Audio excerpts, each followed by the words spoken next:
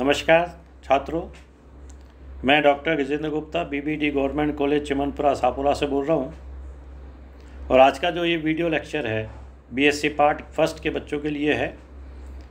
जैसा कि छात्रों आपने पुराना मेरे वीडियो लेक्चर्स देखे होंगे और उसके अंदर अपन पेपर सेकंड कर रहे हैं और सेकंड पेपर में यूनिट फर्स्ट अपना चल रहा है, जिसमें अपन ने पहले सदिश वेक्टर्स, अदिश वेक्टर्स, डाइवर्जेंस, ग्रेडियंट, इनके बारे में चर्चा की है।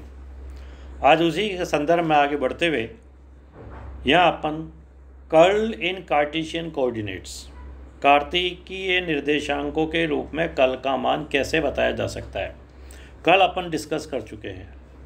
लाइन इंटीग्रल अपन डिस्कस कर चुके हैं। तो कार्तिकीय निर्देशांक रूप में कर्ल का मान अपन कैसे निकाल के बता सकते हैं, इसको यहाँ आज अपन निकालने की कोशिश करेंगे, जो कि एग्ज़ाम में आपके 3-3.5 नंबर का ये क्वेश्चन आता है। इसको समझाने के लिए पहले आप फिगर पे देखें। यहाँ एक्स वाई जेड 3 एक्सिस बताई गई है। इस एक्स वाई जेड 3 एक्सिस में बिंदु ओ पे कोई एक सदिश राशि मानते हैं, जिसको कि अपन वेक्टर ए के द्वारा बता सकते हैं। इस सदिश राशि वेक्टर ए के 3 घटक यहाँ बताए गए हैं, ए एक्स एक्स दिशा में, ए वाई वाई दिशा में और ए जेड जेड दिशा के अंदर। अब अपन यहाँ पर इस केंद्र O के चारों तरफ एक अल्पांश क्षेत्रफल कंसिडर करते हैं, जिसका कि मान स्मॉल डी ए है, और इस क्षेत्रफल को एक आयताकार पथ के द्वारा परिबद्ध किया गया है। और ये आयताकार जो पथ है वो के एल एम एन के द्वारा बताया जाता है, बंद पथ है। और ये पथ जैसा कि आप डायग्राम में देख रहे हो एक्स वाई तल में स्थित है। यहाँ इस आयताकार पथ की जो लंबाई है उसको डी वाई माना है अपन ने। केंद्र बिंदु से ऊपर ये डी वाई बाई 2 होगी और केंद्र बिंदु से नीचे इसको अपन माइनस डी वाई बाई 2 मानेंगे, क्योंकि नीचे की डायरेक्शन में। इसी तरह एक्स दिशा में इस आयताकार पथ की जो चौड़ाई है उसको अपन dx मानेंगे। केंद्र बिंदु के राइट हैंड में जाएंगे तो प्लस dx/2, लेफ्ट हैंड में जाएंगे तो माइनस dx/2। वैसे टोटल लेंथ इसकी dx होगी। अब अपन के एल एम एन के बंद पथ का रेखा समाकलन ज्ञात करते हैं कर्ल को ज्ञात करने के लिए।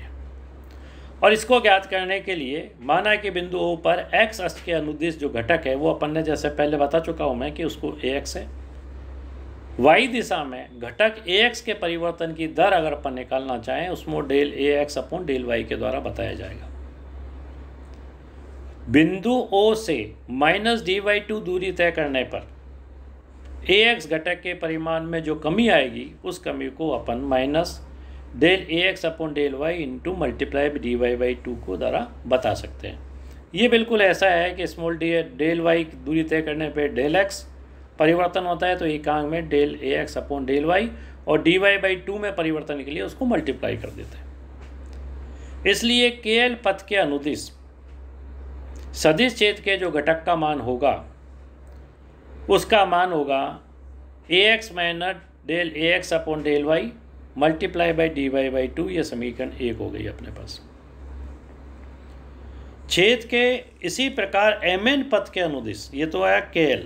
अब mn पथ जो कि इसके विपरीत है डायरेक्शन में, तो इसलिए उसका मान ऊपर अगर अपन ने पॉजिटिव लिया है तो यह नेगेटिव मान चल कर आएगा और इसका मान समीकरण 2 के द्वारा बताया जाएगा। lm पथ के अनुदिश घटक का मान निकालें इसी प्रकार से, तो ये समीकरण 3 के द्वारा बता सकते हैं अपन। करने का तरीका एक मैंने बता दिया है आपको, बाकी के एक इक्वेशन निकाल दिए फर्स्ट वाली। उसके बाद समीकरण 2 lm पथ के अनुदिश, समीकरण 2 जो है mn पथ के अनुदिश, समीकरण 3 lm पथ के अनुदिश, समीकरण 4 nk पथ के अनुदिश। ये समीकरण अपने को मिल जाती है।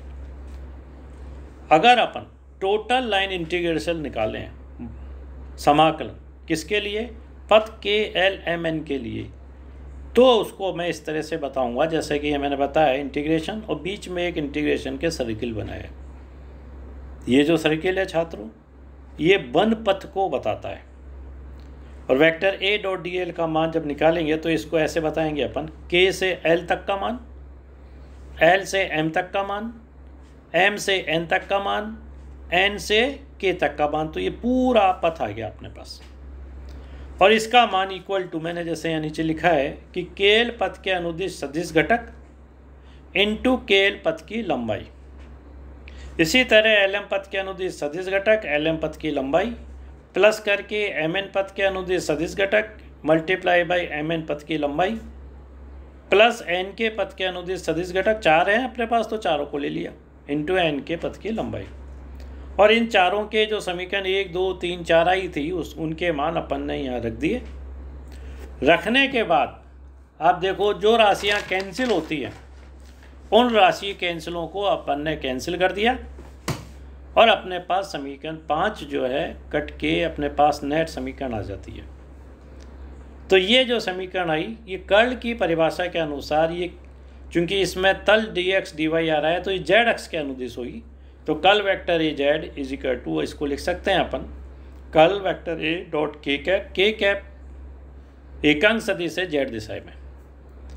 और कर्ल की परिभाषा के अनुसार इसको ले सकते हैं कि limit dx dy tends to 0, area आ गया ये, ब्रैकेट 1/dx dy, इंटीग्रेशन बंद पथ का वेक्टर ए डॉट dl, पथ कौन सा KLMN के, ब्रैकेट बंद, समीकरण 6। कर्ल की परिभाषा के अनुसार अपन समीकरण 6 जानते हैं। समीकरण 5 और 6 को आपस में देखें अपन तो दोनों को काम में लेके अपने को समीकरण 7 मिल जाती है।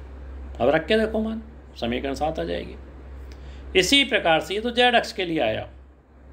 इसी प्रकार से अगर ये सारी कैलकुलेशन जो अपन ने पहले कर रखी हैं वाई जेड, अभी तो एक्स वाई तल के लिए निकाली अपन ने, वाई जेड तथा जेड एक्स तल में निकालें अपन तो कर्ल वेक्टर ए के एक्स तथा वाई घटक भी प्राप्त किए जा सकते हैं। और वो घटक समीकरण 8 के द्वारा x का और समीकरण 9 के द्वारा y घटक मिल जाता है अपने को। तो समीकरण 7, 8 और 9 कर्ल के 3 घटक मिल गए अपने पास, x दिशा में, y दिशा में और z दिशा में। इन तीनों घटकों को काम में लेके अपन मेन कर्ल का घटक निकाल सकते हैं। कर्ल वेक्टर ए, तीनों की वैल्यूज़ रख दी तो अपने को समीकरण 10 मिल जाती है।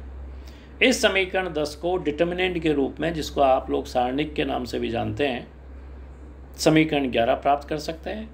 और समीकरण 11 को शॉर्ट फॉर्म में समीकरण 12 के द्वारा बताया जा सकता है कि कर्ल ऑफ वेक्टर ए सदिश is equal to gradient vector multiply vector A. तो ये कर्ल अपने को निकल के इस तरह से आ जाता है। अपना जो स्टार्टिंग था पॉइंट वो यही था कि कार्तीय निर्देशांक रूप में कर्ल को किस प्राप्त करेंगे। तो यहाँ देखो आई जे के रूप में आ रहा है कर्ल, इसलिए अपन इसको कार्तिकेय निर्देशांकों में कर्ल के रूप में अपन बता सकते हैं। इस पर न्यूमेरिकल भी क्वेश्चंस आते हैं जिनको अपन बाद में यहाँ डिस्कस करेंगे।